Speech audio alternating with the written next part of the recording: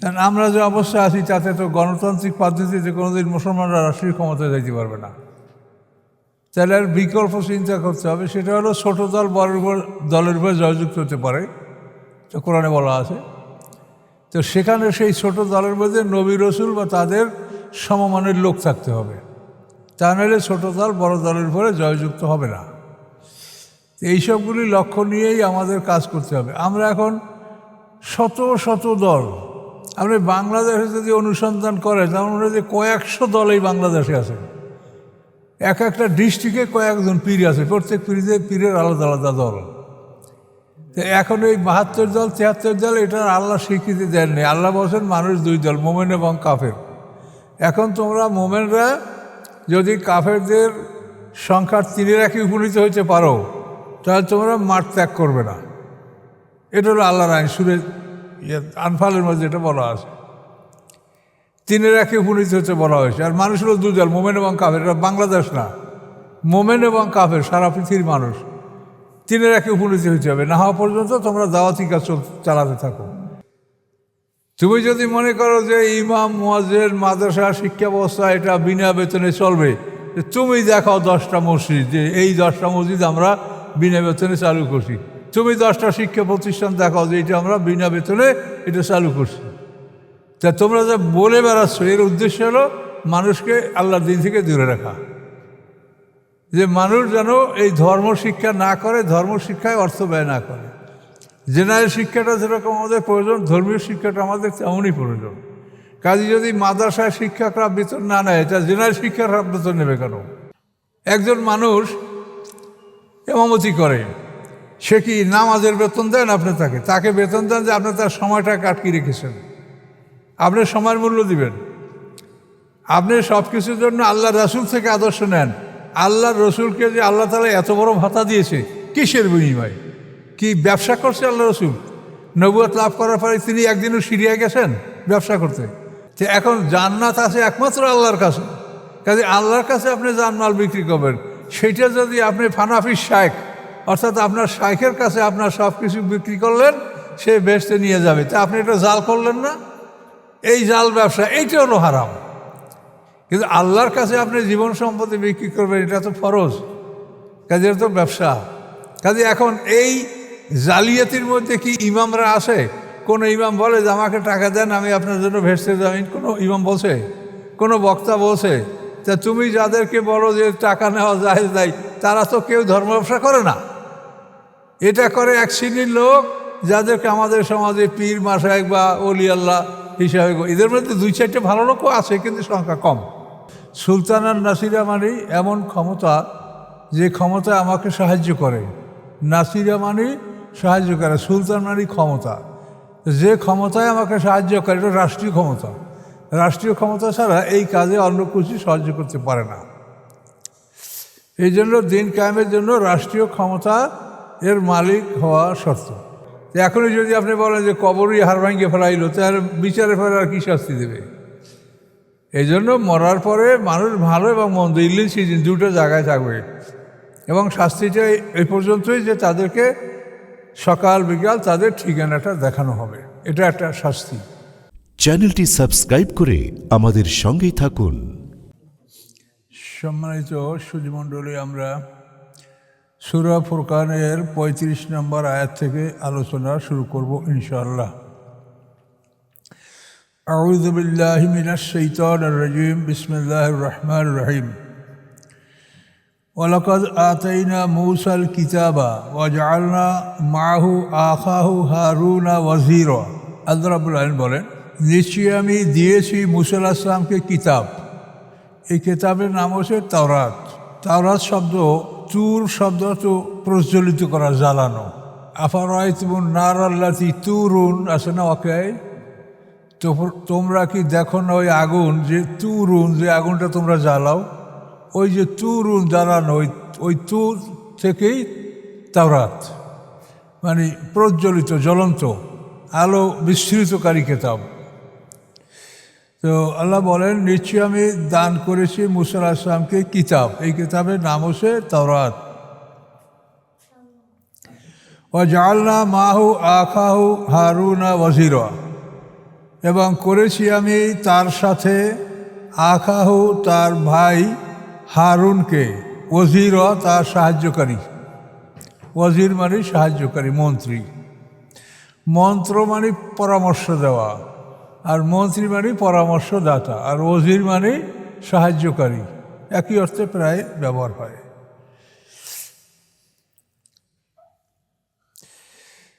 আচ্ছা, তারপর আল্লাহ কী করলেন? ফাকুল না ধাবা, আল্লাহ বলেন আমি বললাম, ফাকুল না আমি বললাম, ইজ হাবা তোমরা দুজন চলে যাও, এলা কওমিল লাযিনা নিকটে ওই জাতির, কাযযাবু বে আয়াতেনা যারা অস্বীকার করেছে আমার আয়াতগুলিকে, ফাদাম্মারনাহুম তাদমিরা অথবা আমি ধ্বংস করেছি তাদেরকে তাদমিরা, সমূলে ধ্বংস। মানে এরা গেছে, তারপর দাওয়াত দিয়েছে, 30 বছর পর্যন্ত দাওয়াতি কাজ চলছে, তারপর ওই যত কিছু সব এটা আপনাদের এখানে নিহিত আছে। মুসা আলাইহিস সালাম মিশরে 30 বছর দাওয়াতি কাজ করেছেন নবুয়ত পাওয়ার পরে। তিনি 25 বছর বয়সে মিশর ত্যাগ করেন। মিশর থেকে পালায়ন করে উনি মাদায়েন যান। মাদায়েনে শোয়েব আলাইহিস সালামের কন্যা বিয়া করে সেখানে 10 বছর বা তার অধিক সময় কাটান। যদি 10 বছর কাটি থাকে তাহলে 35 বছর বয়সে তিনি আবার মিশরে ফিরে আসেন। আসার পরে তিনি 30 বছর পর্যন্ত মিশরে দাওয়াতি কাজ করেন। কিন্তু এই 30 বছরে কিন্তু তার উপরে তাওরাত কিতাব দান করা হয়নি। এই 30 বছর দাওয়াতি কাজ করার পরে যখন তিনি আবার লোহিত সাগর পাড়ি দিলেন এবং ফেরাউন তার সমস্ত সম্প্রদায় সহ ধ্বংস হলো, তারপরে তুর পাহাড়ে মুসা আলাইহিস সালামকে আল্লাহ ডেকে তাওরাত কিতাব দান করলেন। এটা হলো আল্লাহর সুন্নাত, যে একজন পয়গম্বরকে একটা দেশের রাষ্ট্রীয় ক্ষমতা দান করার আগে তার উপরে আহকাম নাযিল করেন না। তার কারণ আহকামটা প্রতিষ্ঠিত করতে হলে রাষ্ট্রীয় ক্ষমতার প্রয়োজন। ওয়াজআলনি মিন লাদুনকা সুলতানান নাসিরা, হিজরতের সময় আল্লাহ দোয়া করেন। সুলতানান নাসিরা মানে এমন ক্ষমতা যে ক্ষমতায় আমাকে সাহায্য করে। নাসিরা মানে সাহায্য করে, সুলতান মানে ক্ষমতা। যে ক্ষমতায় আমাকে সাহায্য করে এটা রাষ্ট্রীয় ক্ষমতা। রাষ্ট্রীয় ক্ষমতা ছাড়া এই কাজে অন্য কিছু সাহায্য করতে পারে না। এই জন্য দিন কায়েমের জন্য রাষ্ট্রীয় ক্ষমতা এর মালিক হওয়া শর্ত।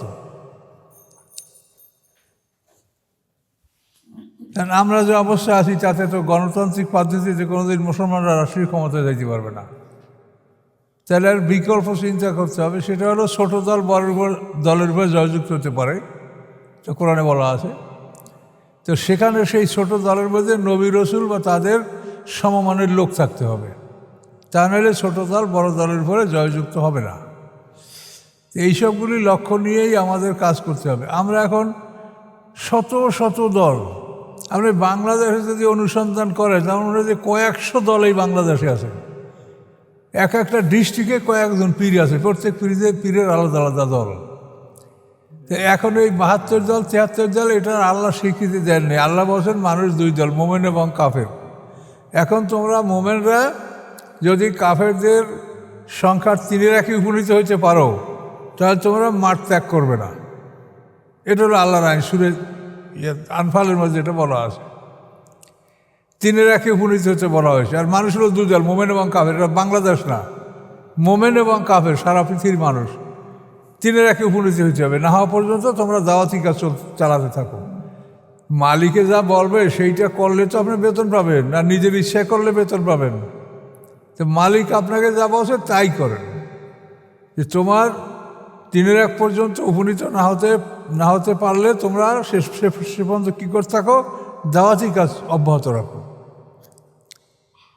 কিন্তু আমরা তো সেই ধারে কাছেও যাইতে পারি না। যে সংখ্যায় ইসলাম জয়যুক্ত হবে সেই সংখ্যার কিন্তু আমরা ধারে কাছেও যাইতে পারিনি। যার জন্য এই কাজ করতে গেলে আমরা মানে ধর্ম বিধর্ম ভালো মন্দ সবাই সহযোগিতা আমাদের প্রয়োজন হচ্ছে, আমরা চেষ্টাও করছি তাই। কিন্তু আল্লাহ এটা বলেন নাই।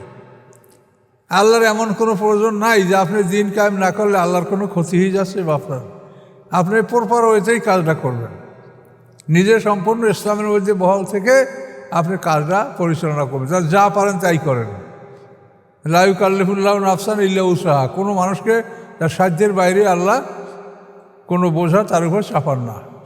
কাজে এই জন্য আমাদেরকে নিজেদের অস্তিত্বটাকে সঠিক রেখে তারপর কাজ করতে হবে। কারণ আপনি বিধর্মীদের কাছে থেকে তাদের ধর্ম উৎসাহিত করবেন, আবার এদিকে মুসলমানদেরকে তাদের ধর্মে দিয়ে উৎসাহিত করবেন, এটা তো হতে পারে না। কাজে এই জন্য এই আল্লাহ যেটা বলছে এই লাইনে না যাওয়া পর্যন্ত আপনারা যদি কিছু চেষ্টা করেন তা আপনাকে এইরকমই লাগবে। ভালো মন্দ, চোর ডাকাত, হিন্দু খ্রিস্টান বৌদ্ধ সবারই সহযোগিতা আপনাদের কামনা করা লাগবে। এটা কিন্তু আল্লাহ বলেন নাই। আপনারা কোরআন তো এতদিন পড়েছেন, শুনেছেন, অনুসন্ধান করে দেখেন এটা সত্য কিনা। কাজে আমাদেরকে সীমার মধ্যে থেকেই কাজ করতে হবে। তারপরেও যারা দিনের জন্য চেষ্টা করে তাদের বিপক্ষে কখনো আপনারা যাবেন না বা আমরা যাব না, কিন্তু বিষয়টা যে ত্রুটিপূর্ণ সেটা আপনাদেরকে বুঝতে হবে এবং তাদেরকেও বোঝাবার চেষ্টা করতে হবে যে আপনি আল্লাহ যেভাবে আছে সেই লাইনে আপনি কাজ করেন, মালিকে যা বলছে সেইটা করলেই আপনি বেতন পাবেন। আর মালিক তো এমন না যে তার কোনো অভাব আছে। 37 নম্বর আয়াতে বলেন আল্লাহ আউযুবিল্লাহি মিনাশ শাইতানির রাজিম। তো এখানে দেখেন ওয়ালাকাদ আতাইনা মূসা, এরপরে এখানে এরপর 37 নম্বরে আসে ওয়াকওমা ফিরাউনা। তো উপরে যেরকম ফিরাউন সম্প্রদায়কে ধ্বংস করা হয়েছে সেইটার সঙ্গে তুলনা করে বলছেন ওয়াকওমা নূহেন, আমি নূহ সাল্লাল্লাহু আলাইহি সাল্লামের সম্প্রদায়কেও আমি কি করেছি, ধ্বংস করেছি। কখন? লাম্মা কাযযাবুর রুসুলা, যখন তারা রাসূলগণকে অস্বীকার করেছে। তাই নূহ আলাইহিস সালামের জাতিতে রাসূল তো একজনই ছিলেন, কিন্তু সম্মানসূচকভাবে তাকে বোঝানোর জন্য বহু বছর ব্যবহার করে রসুল। নূহ আলাইহিস সালাম একাই অনেক রসুল, ইব্রাহিম আলাইহিস সালাম একাই একটা জাতি। ইন্না ইব্রাহিমা কানা উম্মাতান কানেতা, ইব্রাহিম আলাইহিস সালাম একাই একটা জাতি, মানে এগুলো তাদের সম্মান। এবং কওমান নূহেন মানে আমি নূহ আলাইহিস সালামের সম্প্রদায়কে আমি ধ্বংস করেছি। লাম্মা কাযযাবুর রুসুলা, যখন তারা মিথ্যা প্রতিপন্ন করেছে রাসূলগণকে। ও আগ্রাকনা, আরও একটা অর্থ যে একজন রাসূলকে অস্বীকার করা মানে সমস্ত রাসূলদেরকে অস্বীকার করা। আগ্রাকনাহুম, আমি তাদেরকে ডুবিয়ে দিয়েছি। ও জাআলনাহুম লিন্নাসি আয়া, এবং করেছি আমি তাদেরকে মানুষের জন্য নিদর্শন। তাদেরকে মানুষের জন্য একটা নিদর্শন করেছি যে আরবে পান করার জন্য এক গ্লাস পানি পাওয়া যায় না, সেইখানে পানি দ্বারা ডুবিয়ে একটা জাতিকে মেরে ফেলা হলো। কোনো পাহাড় পর্বত তাদেরকে আশ্রয় দিতে পারলো না। আপনারা লক্ষ্য করছেন কিনা, আমি এই যে পাহাড়গুলো দেখেছি আরব দেশে, এগুলো দেখলে মনে হয় যে এই যে নদীর কিনারার যে মাটিটা এরকম সমান না, কিন্তু এখানে গর্ত একটু উঁচু, এখানে ঠালা। এই যে এটা পানির ঢেউয়ে ঢেউয়ে যেখানে মাটিটা নরম ওখানে পানিটা একটু ঢুকে যায়, যেখানে শক্ত সেখানে বাদ থাকে। তাহলে এই জন্য নদীর কিনারাটা এটা কখনো আপনার সমতল পাবেন না, এটা হলো মানে গর্ত কম বেশি এরকম অসমতল একটা অবস্থা, মনে হয় যেন পানির ঢেউ এটা হয়েছে। তো পাহাড়গুলিতে তাকাইলে ওরকম মনে হয়। পাহাড়গুলি যেমন ভালো করে লক্ষ্য করেন যে মনে হয় যেন পানির ঢেউয়ে এই সমুদ্রের বা নদীর কিনারার পানি যে মানে কিনারার যে দৃশ্যটা, পাহাড়গুলো ওইরকম মনে হয় দেখলে। ভালো করে তাকাই দেখবেন আবার গেলে। তো আগ্রাকনাহুম, আমি তাদেরকে ডুবে দিয়েছি। ও জাআলনাহুম লিন্নাসি, এবং করেছি আমি তাদেরকে মানুষের জন্য নিদর্শন, যে কিভাবে যেখানে মরুভূমিতে এক গ্লাস পান করার পানি পাওয়া যায় না, সেখানে পানি দ্বারা আল্লাহ মানুষ ডুবে মারলেন। ও আতাদনা লিল যালিমিনা আযাবান আলিমা, এবং প্রস্তুত রেখেছি জালেমদের জন্য বেদনাদায়ক শাস্তি। তারা শাস্তিটা প্রস্তুত রাখা হয়েছে, বিচারের পরে প্রয়োগ করা হবে। এখনই যদি আপনি বলেন যে কবরই হাড় ভাঙিয়ে ফেলাইলো, তাহলে বিচারের পরে আর কী শাস্তি দেবে? এই জন্য মরার পরে মানুষ ভালো এবং মন্দ ইলিন সিজন দুটো জায়গায় থাকবে, এবং শাস্তিটা এই পর্যন্তই যে তাদেরকে সকাল বিকাল তাদের ঠিকানাটা দেখানো হবে, এটা একটা শাস্তি। এবং তাদেরকে জেলখানা রাখা হবে, সিজিল। সমস্যাটা হয়েছে কবর আযাব আছে ঠিকই, কিন্তু কবর আযাবের ব্যাপারে আমাদের আলেমরা বাড়াবাড়ি করছে, মানে সীমা লঙ্ঘন করে কথাগুলো বলছে। এখানে তারা জাল হাদিসের সাহায্য নিচ্ছে। কবর আযাব নাই এটা তো না, আছে তো, অশান্তিতেই থাকবে। একটা আসামির ফাঁসির অর্ডার হয়েছে, এখন যদি সকাল একবার বিকেল একবার এই কমুক কই, এই শোনো, এই তোমার অমুক তারিখ ফাঁসি, এটা সকালে একবার বিকেল একবার বলে এই লোকটা সুস্থ থাকতে পারে? তো এদের তো এরকমই, সকালে বিকালে তাদের ঠিকানা দেখানো হবে আগুনের, যেটা শাস্তি। কিন্তু ওই যে হাড় ভাঙ্গে ফেলানো, মানে ঘুরে ঘুরে করে ফেলানো, এই কথাগুলো বানানো অতিরিক্ত। ওই তো ওই কথাই তো, আপনাদের কথাই আর আমার কথা তো দ্বিমত কিছু নয়, একই কথা, যে বিচারের পরে তাদেরকে এই যে এখানে কী বলালো, ও আতাদনাদের জালিমিনা আযাবান আলিমা, আমি প্রস্তুত রেখেছি জালেমদের জন্য বেদনাদায়ক শাস্তি। এটা প্রস্তুত রাখা হয়েছে, এটা বিচারের পরে দেওয়া হবে। কি বলছে আমি বুঝতে পারি না। জালেমদেরকে যে ঠিকানা দেখানো হয় সকাল হ্যাঁ, বিচারের আগে এটা কেমন করে দেখানো হয় যে তারা, ও সেইটা আপনার চিন্তার বাইরে, আপনি এটা বিশ্বাস করেন খালি, এইটার জন্য সব আপনার জ্ঞান আল্লাহ দেয় নেই। আয়াতুল কুরসি কি বলছে, যে তার জ্ঞান অতটুকুই তোমাদেরকে দেওয়া হয়েছে, হ্যাঁ, যেটুকু তিনি ইচ্ছা করেছেন। কাজে ওই জায়গাটার নাম হলো বরজাক, পর্দার আড়ালের জগৎ। কাজে ওই জগৎ সম্বন্ধে তো আমরা যা ইচ্ছা করবো তাই জানতে আমরা পারবো না। পর্দার আড়ালের জগৎ আল্লাহ যা বলছে ওটা ঠিক, যে তাকে দেখানো হবে। সে তো আর তার মানে মানুষের মৌয়াত মারমি আপনি হারিয়ে যান নাই, শুধু ভাগ করে রাখা হয়েছে, তা দেখাতে পারবে না কেন? মৌয়াতের কথা বলে না, মৌয়াতের বিষয়টা কি? মৌয়াত মানে কি? ডিটাচ করা, দুইটা তার, এই দুইটা তার এক খুলে ফেলাই দেন, এটার নাম মৌয়াত। তা আপনার দেহ থেকে রূহ এই অংশটাকে পৃথক করে রাখা হলো, তাহলে তো আপনি আছেন। এখন কোথায় আছেন, কীভাবে আছেন, সেটা আল্লাহ বলেন আমি জানি। পৃথিবী তোমার কতখানি ক্ষয় করেছে, কতখানি ঠিক আছে, হ্যাঁ, মাতান কুসুল আর আল্লাহ বলছে যে পৃথিবী তোমার দেহের কতটুকু ক্ষয় করছে, কতটুকু ক্ষয় করে না, সব আমি জানি। কোথায় আছো তুমি, আল্লাহ জানে। কাজে এই জন্য আপনাদের চিন্তা করলে আপনি নিজেই এটা সমাধান পাবেন। এগুলা প্রশ্ন না, চিন্তা করবেন বেশি, কথা বলবেন কম। আমরা তো একটা জাতি, মানে চ্যাটার বক্স, মানে কথা বলার বাক্স আমরা। আপনি চলাফেরায় দেখবেন, আপনি জাহাজ স্টিমারে বা যে কোনো ফার্স্ট ক্লাসে দেখবেন যে বিধর্মীরা যারা বসা থাকে তারা আমাদের মতো এরকম কোনো তর্কে লিপ্ত হয় না, চুপচাপ তারা বসে থাকে। আর আমরা যদি বাঙালি হই, সব হেডমাস্টাররাও যদি এক জায়গায় হয়, তো শোরগোল শুরু হয়ে যায়, মানে চেঁচামেচি, মনে হয় যেন মানে অশিক্ষিত লোকে চেঁচামেচি করছে। আমাদের শিক্ষিতরাও কিন্তু চুপ থাকতে পারে না। আপনারা তো সবাই শিক্ষিত, বিভিন্ন অনুষ্ঠানে গেছেন, দেখবেন যে ওই হেডমাস্টাররা সব তাও হইচই। এই কথা বলার প্রবণতা এটা কমাতে হবে, এটা খুব ক্ষতিকর। তাহলে এটা আতাদ না, মানে কি আমি প্রস্তুত রেখেছি, তাহলে বড় শাস্তিটা প্রস্তুত রাখা হয়েছে। সানুয়াজেব মাররাতাইনে সুম্মা ইউরাদ্দুন এল আযাবে নাযিম, আমি দুবার শাস্তি দেব, জীবনে এবং বরজাকে, তারপরে বড় শাস্তি হবে শেষে, মরার বিচারের পর। এরপরে ও আদম ও সামুদ আসাবার রাস, এই তিনটা জাতি, আদ জাতি, সামুদবাসী, রাসবাসী। আদ হলো আদ এবনে আওজ এবনে এরাম এবনে সাম এবনে নুহ, কয় পুরুষ? আদ এবনে এরাম এবনে সাম এবনে নুহু।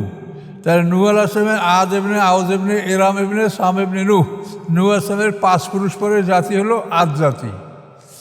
আদ।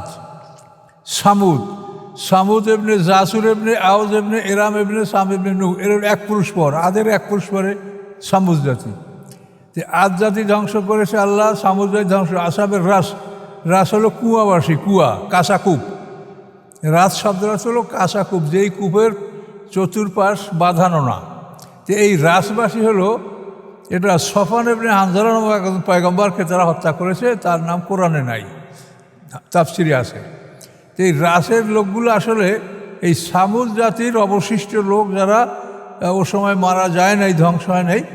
এরা যে আরবের একেবারে দক্ষিণ সীমানায় ইডেন অঞ্চলে এরা বসবাস করত। তো সেইখানে তারা বড় একটা জাতিতে পরিণত হয়েছে, এবং কোনো এক সময় তাদের মধ্যে সফন ইবনে হানজালা নামক একটা মানুষকে আল্লাহ রিসালাত বা নবুয়ত দিয়ে পাঠাইছেন। তাকে হত্যা করার পরে এই রাসবাসী ধ্বংস হয়েছে, আসহাবুর রাস, কাঁচা কূপের অধিকারী। অকুরুনাম বাইনা জালিকা কাসিরা, এবং অনেকগুলি জাতি এর মধ্যে, কাসিরা মানে অনেক, আর আরও অনেকগুলি জাতি এর মধ্যে ধ্বংস হয়েছে যাদের ইতিহাস আমাদের জানা নাই। তাফসিরে কিছু বলা, যেমন জাদিস তসম, এই দুইটা জাতির কথা বলা, জাদিস তসম, আর আসাবে আইকা তো আছে কোরআনেই। এই দুইটা জাতির কথা পাওয়া যায়, এর মধ্যে আরও অনেক জাতি ধ্বংস হয়েছে। কাসিরা আল্লাহ অকুল্লাম জরাবনারুল আমসাল, সবার জন্য বর্ণনা করেছি আমি দৃষ্টান্ত। এই ধ্বংস করার আগে সবার জন্য আমি দৃষ্টান্ত বর্ণনা করেছি, দেখো অমুক জাতি এই করে ধ্বংস হয়েছে, অমুক জাতি এই করে ধ্বংস হয়েছে, এটা আমি তাদেরকে জানাইছি সব জাতিকে। অকুল্যাণ প্রত্যেককে, জরাব না বর্ণনা করেছি আমি আমসাল দৃষ্টান্ত, সবাইকে আমি দৃষ্টান্তগুলি বলেছি যে এভাবে এভাবে ধ্বংস হয়ে তোমরা এই করলে ধ্বংস হবে। ও তাব্বারনা তাদবিরা, অকুল্যাণ তাব্বারনা তাদবির, এবং সবাইকে আমি ধ্বংস করেছি তাদবিরা সমূলে ধ্বংস। ওই তাব্বারনার এটার ইমফ্যাটিক ওয়ার্ড হলো তাদবিরা, আমি সকলকে সমূলে ধ্বংস করেছি। অলাকাদ আতাও আলাল কারিয়াতেল্লাতি উমতেরাত মাতারা সাউ, নিশ্চয়ই তারা আসে মানে কি যাতায়াত করে, চলাফেরা করে, নিশ্চয়ই তারা আসে আলাল কারিয়াতে ওই জনপদের উপরে, লুত সম্প্রদায় জনপদের উপরে, আল্লাতি উমতেরাত যার উপরে বর্ষানো হয়েছিল, মাতারা সু নিকৃষ্ট বর্ষণ। নিকৃষ্ট বর্ষণ মানে কি পানির বর্ষণ না, পাথরের বর্ষণ, বৃষ্টির মতো পাথর বর্ষিত হয়েছে, এই জন্য এটাকে মাতারা সাও নিকৃষ্ট বর্ষণ। আমতার না আমি বর্ষিয়েছি তাদের উপরে, মাতারাত উমতেরাত বর্ষণ করা হয়েছে তাদের উপরে, মাতারা সাউ নিকৃষ্ট বর্ষণ মানে পাথর বর্ষণ।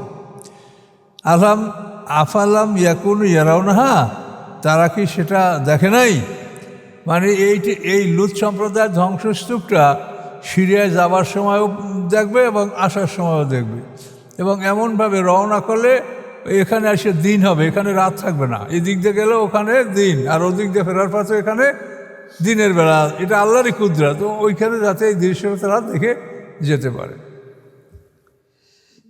বালকানু লায়ারজুনা নুসুরা, বরং তারা আশা করতো না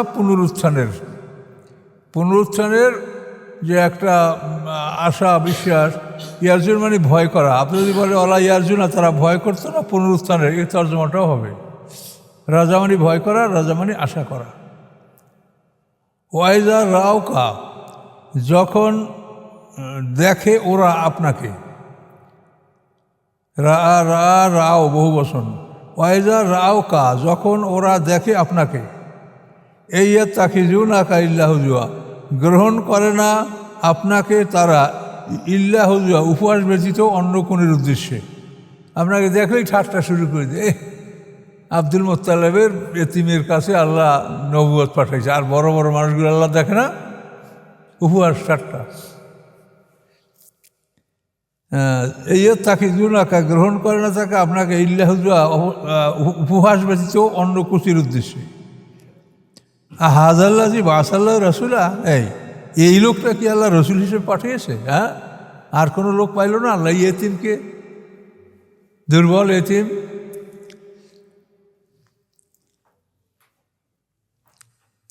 হ্যাঁ, ওরা আরও বলে, ওদের কথা শেষ হয় না। ইনকাদা লাইউদ্দিল্লু না আলেহাতে না, সম্ভাবনা ছিল যে বিপদগামী করবে আমাদেরকে আমাদের ইলাহাদের হতে, ইলাহাদের থেকে বিপদগামী করবে, মানে ওই ইলাহাদেরকে ত্যাগ করা, এটা বিপদগামী হবে।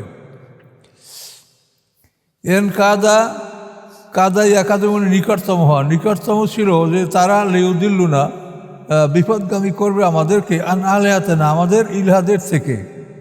লাউলান সবার না আলাইয়া, যদি না আমরা ধৈর্য ধারণ করতাম উহার উপরে, ওই ইলাহাদের উপরে আমরা ধৈর্য ধারণ করে আমাদের ইলাহাদেরকে শক্ত করে ধরে রেখেছি বলেই আমাদেরকে মোহাম্মদ সাল্লাল্লাহু আলাইহি ওয়াসাল্লাম বিচ্যুত করতে পারে নাই, খুব জিতেছে।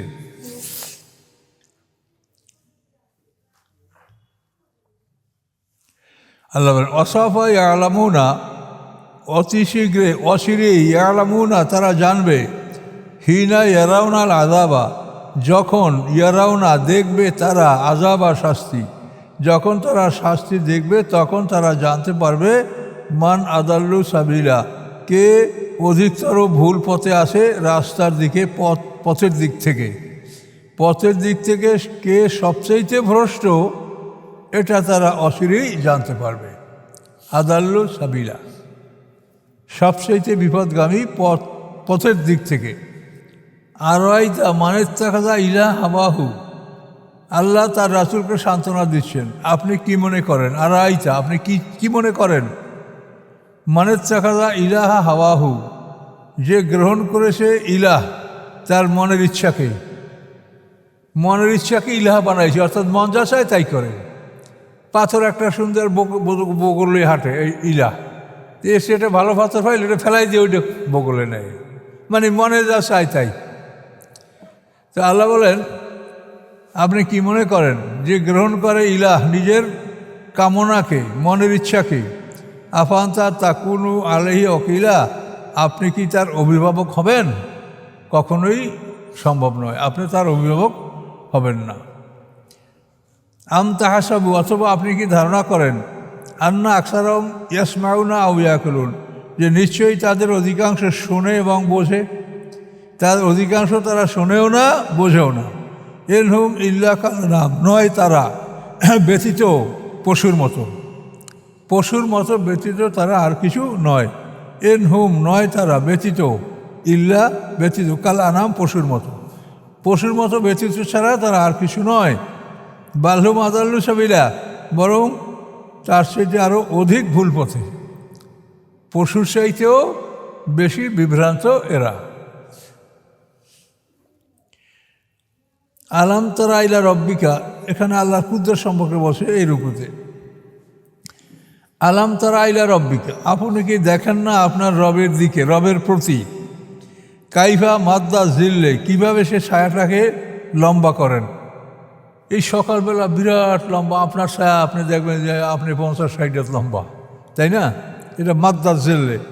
আল্লাহ বলেন, আপনি কি দেখেন না ইলা রব্বিকা, আপনার রবের প্রতি, কাইফা মাদ্দা জিল্লে, কীভাবে তিনি ছায়াকে লম্বা করেন। ওয়ালাউ শাহ, যদি তিনি ইচ্ছা করতেন, লা জাআলাহু সাকিনা, করতে পারতেন তিনি উহাকে স্থির।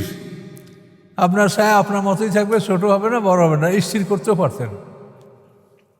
সাকেনা শান্ত স্থির। সুম্মা জাআলনার শামসা আলাইহি দালিলা, অতঃপর করেছেন সূর্যকে তিনি তার পথ প্রদর্শক। এই ছায়ার পথ প্রদর্শন করে সূর্য, অর্থাৎ সূর্যর অনুকরণ করেই এ লম্বা হয়, ছোট হয়, বড় হয়। এটা সূর্য হলো দালিল মানে দালাল, পথ দেখায়। দালাল আইন আসলে না, দালাল মানে কি, ওরা পাকিস্তানের দিকে দেখাই দিয়েছে কাকে কাকে মারতে হবে, কে পাকিস্তান বুঝিয়ে, নাম কি দালাল মানে পথ দেখিয়ে দেওয়া। তাহলে এখানে সূর্যকে আল্লাহ বলছেন কি দলিলা, তাদের পথ প্রদর্শক, তাদের এই ছায়ার পথ প্রদর্শককে সূর্যর কারণেই ছায়াটা এভাবে ছোট বড় হয়। সুম্মা কাবাজনা ইলাইনা কাবজান ইয়াসিরা, অতঃপর আমি হস্তগত করি ওই ছায়াকে আমার নিকটে, কাবজান ইয়াসিরা, খুব ইয়াসির মানে হালকা, খুব হালকাভাবে সহজভাবেই আমি তাকে আয়ত্তে নিয়ে নেই। আল্লাহ এটা গ্রহণ করে, এটা হারিয়ে যায় না। দেখেন আমরা তো হারিয়ে গেছি, কিন্তু আল্লাহ বলে আমি সেটাকে হস্তগত করেছি সহজভাবে, ধীর গতিতে। যেরকম আমরা ঘুমাইলে আমাদের নফসগুলি আল্লাহ হস্তগত করেন। ওহুয়াল্লাযী জাআলা লাকুম, আল্লাহর কুদরত সম্বন্ধে বর্ণনা হচ্ছে। ওহুয়াল্লাযী জাআলা লাকুমুল লাইলা লিবাসা, তিনি সেই আল্লাহ যিনি করেছেন তোমাদের জন্য রাতকে পোশাককে কী করে, ঢেকে ফেলে। তো রাত তো আপনাকে ঢেকে ফেলে, এই জন্য রাত পোশাক, বুঝতে পারছেন? তিনি করেছেন তোমাদের জন্য রাতকে পোশাক, অর্থাৎ রাত তোমাকে ঢেকে ফেলে, আবৃত করে, কিছু দেখা যায় না। ও জাআলান নাহারা নুশুরা, এবং করেছেন তিনি দিনকে আলোকিত। এবং দিন হচ্ছে উত্থানের জন্য, মানে সবাই সে সময় বের হবে, কাজে কর্মে যোগদান করবে। নাসারা মানে ছড়িয়ে পড়া, দিনকে করেছেন সবাইকে ছড়িয়ে পড়ার জন্য। দিনের বেলায় সবাই আপন আপন কর্মস্থলে ছড়িয়ে পড়বে, নুশুরা। এই জন্য হাসর আর নসর মানে ছড়িয়ে পড়া, সব একই জায়গায় একত্রিত ছড়িয়ে পড়া।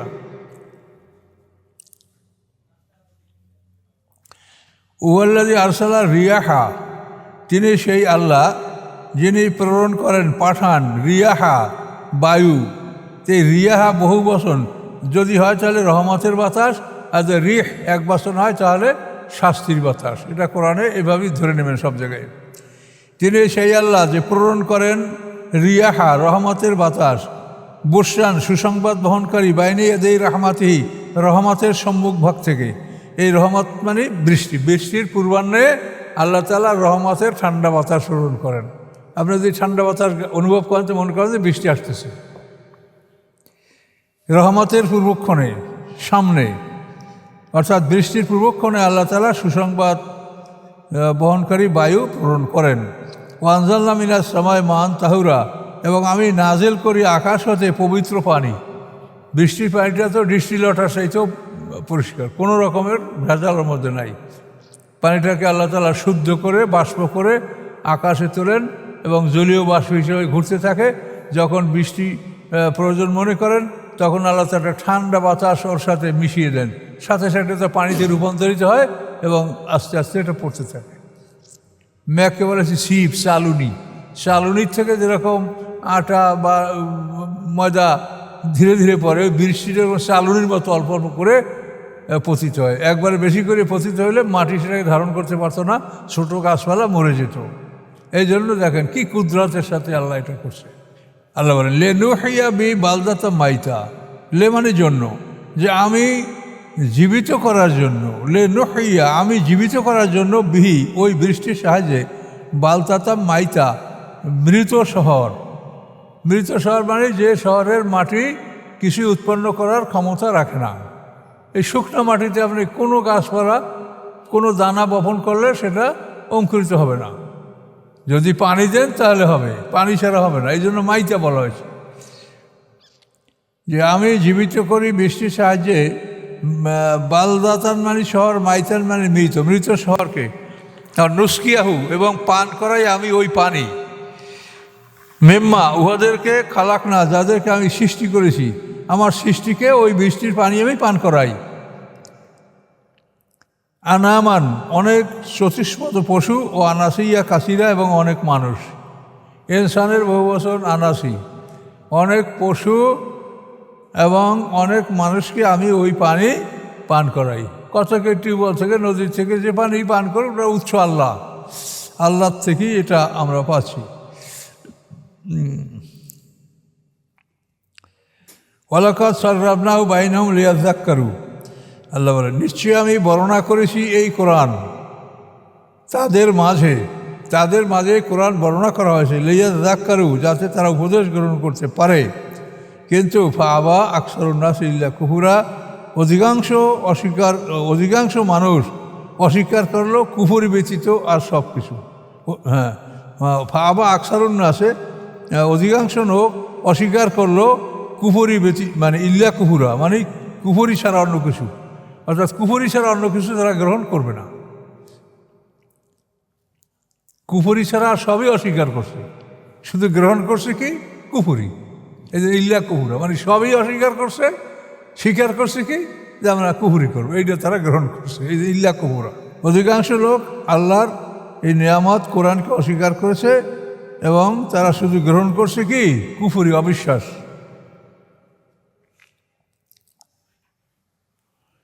ওয়ালাউ শি'না লাবআসনা ফি কুল্লি কারিয়াতিন নাযীরা, আমি যদি ইচ্ছা করতাম অবশ্যই আমি পাঠাতে পারতাম ফি কুল্লি কারিয়াতিন প্রত্যেকটি জনপদের মধ্যে নাযীরা একজন ভয় প্রদর্শনকারী। আল্লাহ বলেন আমি ইচ্ছা করলে প্রত্যেক জনপদেই একজন রসুল পাঠাতে পারতাম, কিন্তু আমি তো পাঠাইনি। একজন রসুলকে সারা বিশ্বের জন্য আমি পাঠিয়েছি।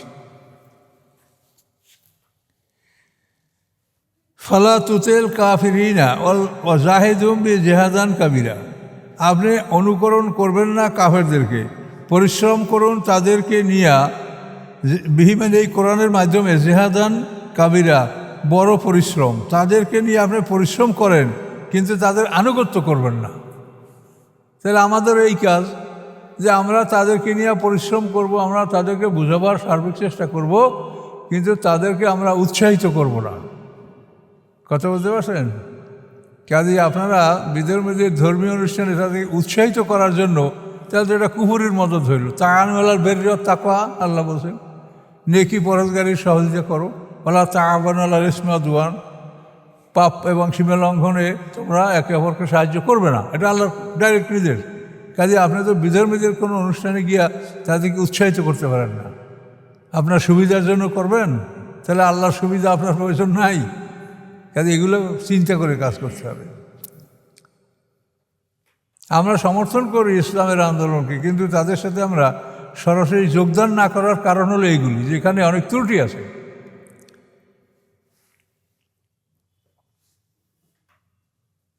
এখন মানুষ এই দেশে বাস করে, মানুষ যাবে কোথায়? মন্দের ভালো যেটা সেই দেশে ইচ্ছা করলে কেউ গ্রহণ করবে, আর না কেউ বিরত থাকবে। বুঝতে পারছেন তো? কাফেরদের আনুগত্য করতে মানা করছে, কিন্তু তাদের জন্য এই কোরআন দ্বারা কঠিন পরিশ্রম করে তাদেরকে বোঝানোর চেষ্টা করতে বলা হয়েছে। জাহেদুম বি জিহাদান কাবিরা। হুয়াল্লাযী মারাজাল বাহরাইনি, তিনি সেই আল্লাহ যিনি প্রবাহিত করেছেন দুটি জলস্রোত। বাহরাইন মানে দুইটা সমুদ্র, মানে দুইটা পানির ধারা। হাজা আজবুন, এই মিষ্টি, ফুরাতুন সুপেয়, ও হাজা মিলহুন, এবং এই লবণ উজাজ তিতা। এটা আপনারা মনে হয় দেখেছেন যে আপনি যদি বঙ্গোপসাগর মোহনায় যান, তাহলে আপনি দেখবেন যে পদ্মা নদীর পানিটা যেখান থেকে ঢুকছে এটা সব ঘোলা পানি। আর এই শীতলক্ষা নদী হইয়া নারায়ণগঞ্জের এই লাইন থেকে শীতলক্ষার পানি যেটা, সেটা আপনি মনে হয় 50 ফুট 100 ফুট নিচে আপনি দেখতে পাচ্ছেন যে কিছু আসে নাকি, মাছ চলে কিনা। পাশাপাশি এরকম ঘোলা পানি, পরিষ্কার পানি, মিষ্টি পানি, লবণ পানি। এখানে মিষ্টি আর লবণের কথা বলা হয়েছে।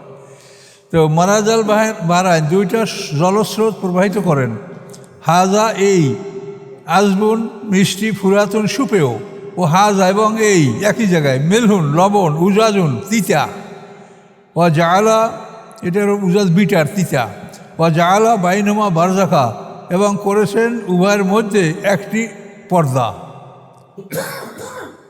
একটা পর্দা আল্লাহ স্থাপন করে দুইটার মাঝে, যার ফলে পানি মিশে না, মিশ্রিত হয় না। ও জাআলা বাইনহুমা বারজাখা ও হিজরাম মাহাজুরা, এবং নিষেধাজ্ঞা, কঠিন নিষেধাজ্ঞা, যে খবরদার এই তুমি এক ফোঁটাও এর সাথে মিলবে না, মিঠা পানি এক ফোঁটা ওর সাথে মিলবে না, লবণ এক ফোঁটা এর সাথে মিলবে। হিজরাম মাহাজুরা মানে চূড়ান্ত নিষেধাজ্ঞা এদের মধ্যে জারি করে দেওয়া হয়েছে।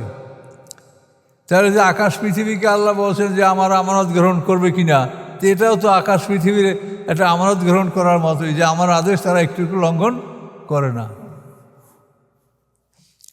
লঙ্ঘন কিন্তু আমরা করছি, আমরা পদে পদে আল্লাহর হুকুমের অবাধ্যতা বা আল্লাহ যেটা চান না সেটা আমরা করছি, নিজেদের জ্ঞানে, নিজেদের বিবেকে। এইটা কিন্তু ঠিক না। সম্পূর্ণ কমপ্লিট সারেন্ডার করতে হবে কোরআনের কাছে। এইটা দেখে আপনাকে সব কাজ করতে হবে, এতে যা হয় তাই হবে।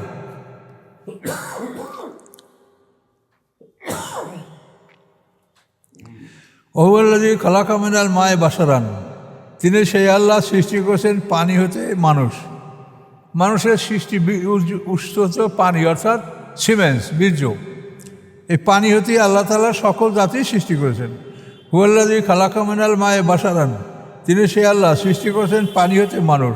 ফা জাআলাহু নাসাবা, অথবা করেছেন তার জন্য বংশ, একটা বংশের ধারা, যে এই বংশের এই লোকগুলি, কোরাইশ বংশ, তারপরে অন্য অন্য বংশ, এইভাবে আমাদের সমাজেও হালাদার বংশ, তালুকদার বংশ, বিভিন্ন বংশ। তো আল্লাহ বলেন আমি করেছি তাকে নাসাবা, মানে তার বংশগত সম্পর্ক, সেহরা এবং শ্বশুরালয়, বিবাহগত সম্পর্ক। অকানা রব্বুকা কাদিরা, এবং হয় কানা মানে হওয়া, হয় আপনার রব ক্ষমতাবান, তিনি হন ক্ষমতাবান। তাহলে আল্লাহ তাআলা আমাদেরকে পানি হতে সৃষ্টি করার পর দুইটা শাখায় বিভক্ত করছে। একটা হলো বংশীয় সম্পর্ক, আর একটা হলো শ্বশুর জাতীয় বৈবাহিক সম্পর্ক। কাজে দুইটা সম্পর্কই আপনার জন্য গুরুত্বপূর্ণ। কাজে আপনি এমন হবেন না যে খালি শ্বশুরবাড়ির লোককে ভালোবাসেন, বাড়ির লোককে ভালোবাসেন না, আবার বাড়ির লোককে ভালোবাসেন, শ্বশুরবাড়ির লোক আসলে তাদের ভালো রকম আপ্যায়ন মেহমানদারি করেন না। কাজে এটা যেন না হয়।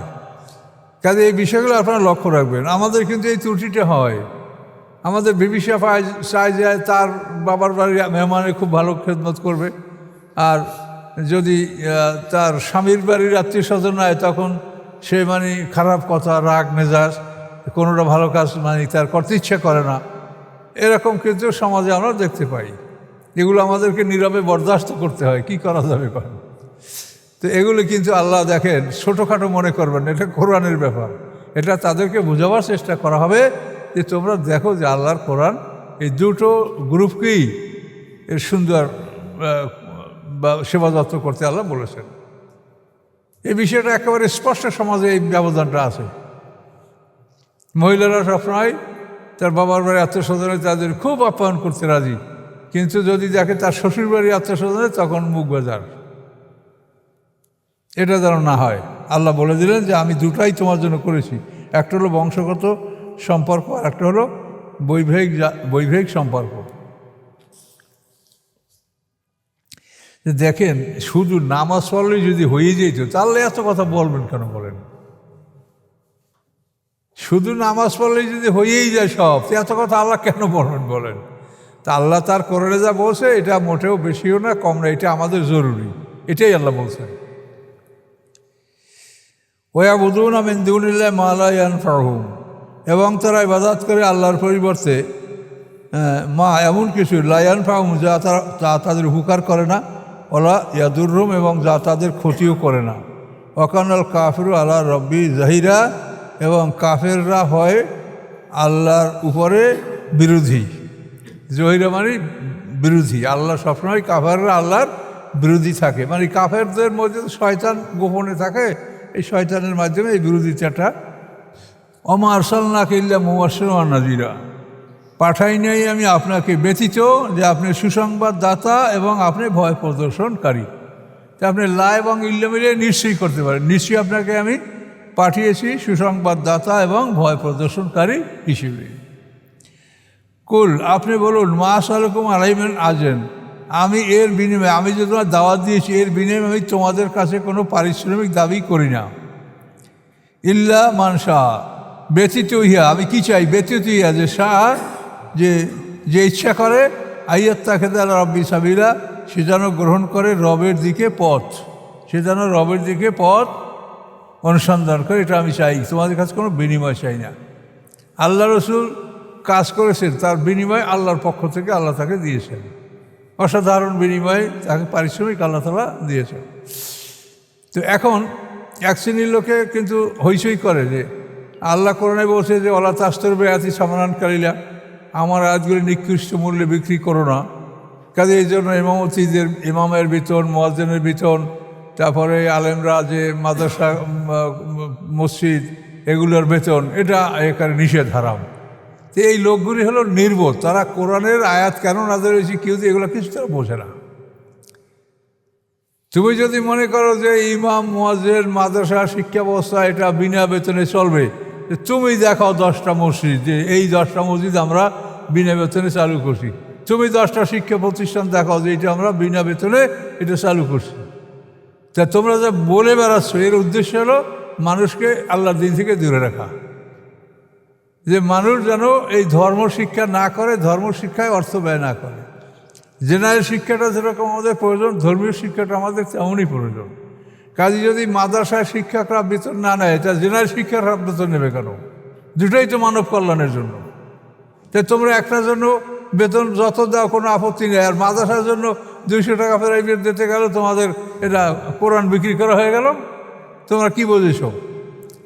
কোরআন বিক্রি করার কথা হলো যে ইহুদি খ্রিস্টানরা কোরআনের আয়াতগুলিকে অস্বীকার করেছে, এবং কিসের জন্য? তারা যে তাদের একটা তাদের সুবিধাভোগী সমাজের নিকৃষ্ট মানে নিম্ন শ্রেণী থেকে তারা বিভিন্ন ট্যাক্স কর আদায় করিয়া ধর্মের নামে ট্যাক্সগুলি আদায় করছে। তোমাদের ফসলের এত ভাগ দিতে হবে, আমরা আল্লাহর কোরআনে জাকাত ওসর আছে না, এইভাবে তারা ধর্মীয় সুযোগ সুবিধাটা গ্রহণ করে ওই গির্জার মালিকরা, আলেমরা এটা তারা ভক্ষণ করত। এবং এই সুবিধাকে তারা রক্ষা করার জন্য তাদের কেতাবে, তাদের তাওরাতে যে মুহাম্মদ সাল্লাল্লাহু আলাইহি ওয়াসাল্লামের প্রশংসা, কোরআনের প্রশংসা, এগুলিকে তারা ঘষামাজা করেছে। তো ঘষা মাজা কথা তো কোরআনেই বলা আছে। তাহলে তওরাত ঘষা মাজা করা আর কোরআন এক না? তওরাত তো আল্লাহর কিতাব, এটা আল্লাহর কিতাব। কাজে এই আসমানি কিতাবগুলি ঘষা মাজা করে তারা দুনিয়ার স্বার্থ, তাদের সুদের কারবার বহাল থাকবে। তারপর নিম্ন শ্রেণীদের থেকে তারা যে আয়টা করে এইটা তাদের বহাল থাকবে। এইটা বহাল রাখার জন্য তারা ইসলামকে অস্বীকৃতি জানিয়েছে। এইটা আল্লাহ বলছেন যে আল্লাহ তাস্তর বেয়াতে সামানকারীরা, আল্লাহ তাআলা কি ধর্মীয় শিক্ষায় অর্থ ব্যয় করতে মানা করছে? এই লোকগুলো হলো ইহুদি খ্রিস্টানদের দালাল এবং এরা ধর্মীয় শিক্ষাকে ধ্বংস করতে চায়। একজন মানুষ ইমামতি করে, সে কি নামাজের বেতন দেন? আপনি তাকে বেতন দেন যে আপনি তার সময়টাকে আটকে রেখেছেন, আপনি সময়ের মূল্য দিবেন। আপনি সব কিছুর জন্য আল্লাহ রাসূল থেকে আদর্শ নেন। আল্লাহ রসুলকে যে আল্লাহ তাআলা এত বড় ভাতা দিয়েছে, কিসের বিনিময়ে? কি ব্যবসা করছে আল্লাহ রসুল? নবুয়ত লাভ করার পরে তিনি একদিনও সিরিয়া গেছেন ব্যবসা করতে? যান নাই। তাহলে তাকে এত বড় ভাতাটা কিসের বিনিময়ে দেওয়া হলো? ধর্মের বিনিময় বা ধর্ম প্রচার বা দিনের কাজে যদি অর্থ গ্রহণ করা না যায়, তাহলে আল্লাহ তাআলা তার রাসূলকে এত বড় সম্পদ যে যুদ্ধ তোমরা সবাই করবে, কিন্তু মুহাম্মদ সাল্লাল্লাহু আলাইহি ওয়াসাল্লাম তার থেকে 1/5 অনুপস্থিত থাকলেও। আয়াতটা দেখেন, ওয়ালামু আন্নামা গানেম তুম মানে কি? তোমরা কি বোঝেন না? অর্থ বলেন না কেন? গানেম আনতুম মানে কি? তো তোমরা যেটা গনিমত লাভ করছো সেটা থেকে 5 রাসূলকে দিতে হবে। তো রাসূল যাবেন কি যাবেন না সেটা তার ব্যাপার। তিনি যদি না যান, তা তোমরা যুদ্ধে গেছো, তোমরা যে কাজে সময় ব্যয় করছো, আল্লাহ রসুল তার সাথে আরও বেশি গুরুত্বপূর্ণ কাজে সময় ব্যয় করছেন। কাজে তিনি যুদ্ধে না গেলেও 5 তোমরা তাকে দিবা। তো এই যে দিনের পিছনে মেহনত করা, এর জন্য যদি একটা মানুষের আর্থিক চিন্তা থাকে, খাবো কি, খাওয়াবো কি, ছেলে মেয়েকে দেবো কি, স্ত্রীকে দেবো কি, তাহলে তো সে লোকটা সঠিক চিন্তা করতে পারবে না।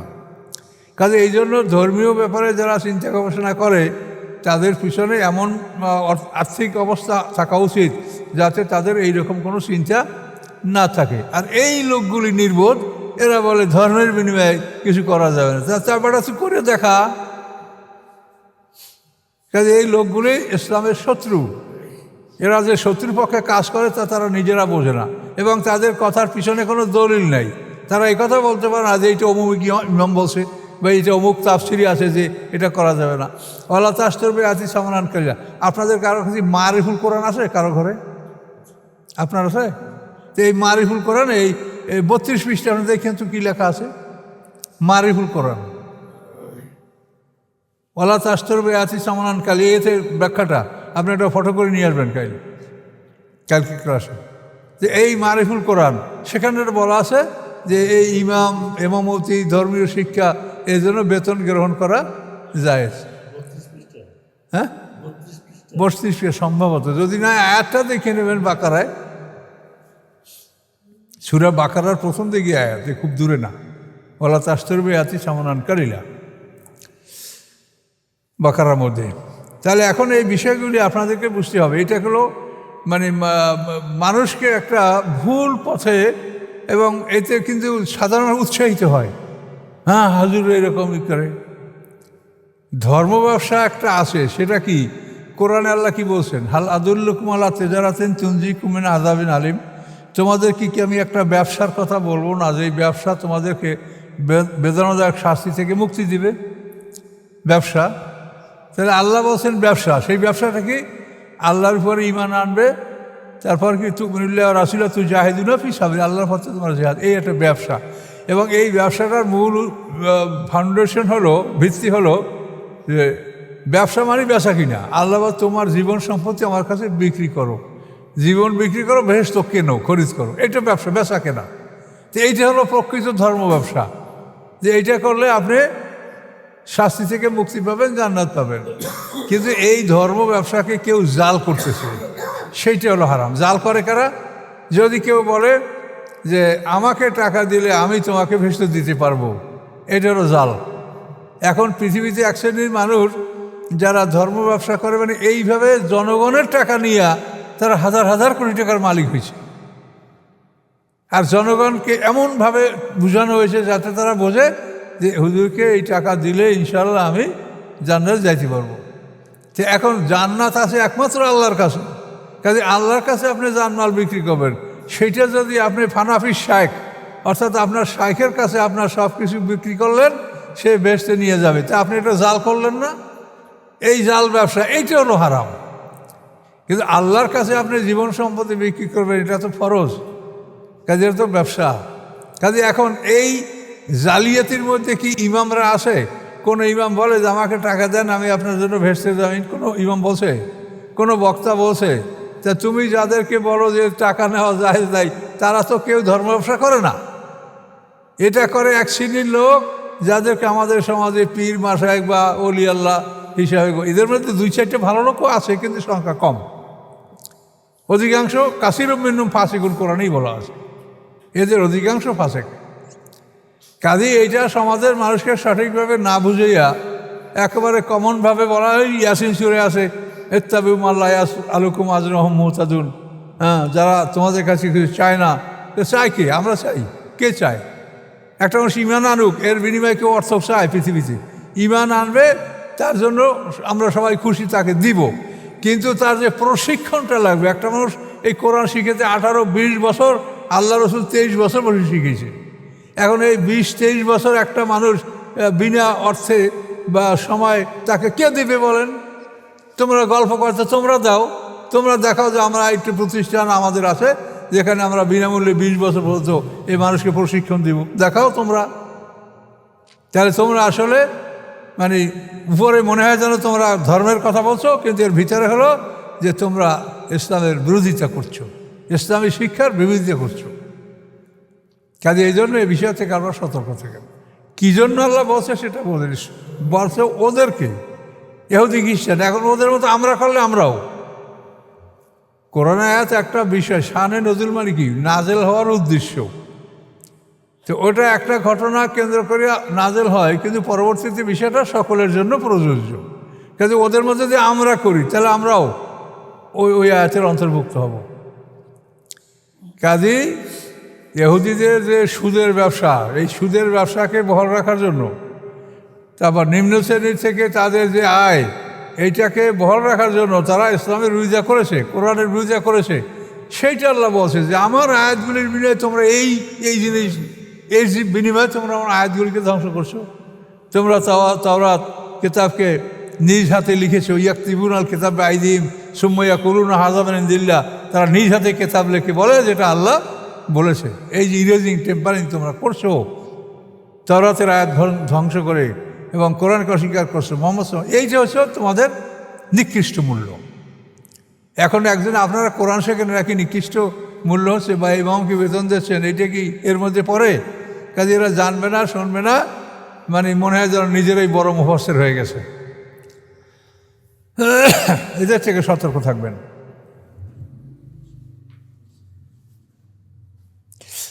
আল্লাহ বলেন, কুল, আপনি বলুন, লা মা আসালকুম আলাইহি আজর, আমার এই দাওয়াত ও তাবলীগের বিনিময়ে কোনো আমি পারিশ্রমিক দাবি করি না। হ্যাঁ, ইল্লা ব্যতীত হিয়া, আমি চাই কি যে আইয়াত থাকে তার রব্বি সাবিলা, কেউ যদি ইচ্ছা করে সে আল্লাহর পথ ধরবে, সিরাতাল মুস্তাকিম রাস্তা অবলম্বন করবে।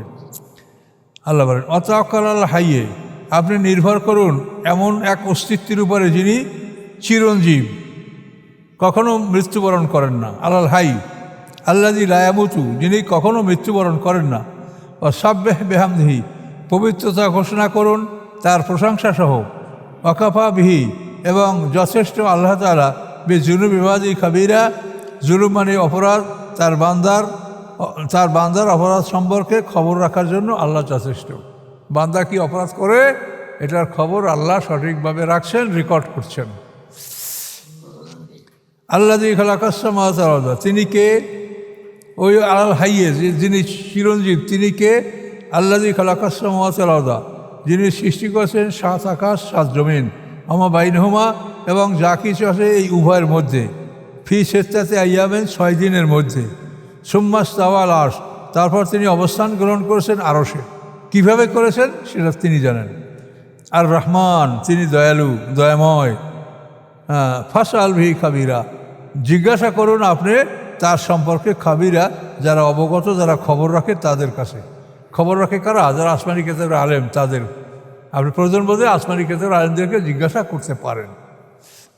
কারো কাছে জিজ্ঞাসা করে জ্ঞান অর্জন করলে মানুষ ছোট হয় না। কথা মনে করছেন? আমি যদি আপনার থেকে একটা শিখি যে জন্য ছোটো হওয়া বুঝায় না, এটা বরং এইভাবেই একটা মানুষ বড় হয়। সবার আমি ছাত্র, সবারই কাছ থেকে যে শেখে সেই বড় জ্ঞানী হতে পারে। আর নিজে মনে করে যে আমি কারো কাছে জিজ্ঞাসা করবো আমি হব, তার সে জিরো হয়ে যাবে। এই জন্য বলছে যারা খবর রাখে, অর্থাৎ আসমানি কেতাবের জ্ঞান যারা রাখে, আপনি তাদেরকেও প্রশ্ন করতে পারেন ইচ্ছে করলে। এটা সেজদার আয়াত, সবাইকে একটা সেজদা দিতে হবে। ওয়াইজা কিলা মুসুদুর রহমান, এই কাফেরদেরকে যখন বলা হয় সেজদা করো রহমানের উদ্দেশ্যে, কলু, তখন তারা বলে অমর রহমান। রহমান আবার কি? রহমান চেনে না ওরা, চিনবা একদিন। অমর রহমানু, রহমান কি? কলু অমর রহমানু। আর নাসজুদু লেমা তা আমরুনা, আমরা কি সেজদা করবো উহার প্রতি যা তোমরা যাদেরকে আদেশ করো। তোমরা যাদেরকে আদেশ করো আমরা তাদের সেজদা করবো। ও জাদাম নুফুরা, এবং তাদের ঘৃণা বাড়ায়। সেজদা করে না, আরও ঘৃণা তাদের বৃদ্ধি পায় এই কাফেররা। সামায়না আসানা গুফরানা করব্বানা আলাইকুল মাসির, সেজদার সাথে না করলে একটা পড়ে রাখবেন, পরে সেজদা করবেন। সামায়না ওয়াতানা গুফরানা করব্বানা আলাইকুল মাসির। সেজদার জন্য শর্ত, নামাজের জন্য যে শর্ত তাই। নামাজে যেরকম মানে আহকামার খানের যে শর্তগুলি, একটা সেজদা করার জন্য ওই শর্তই লাগবে। কোনো রকম বিনা উজুতে সেজদা করা, বিনা উজুতে বিনা পোশাকে এটা করা যাবে না।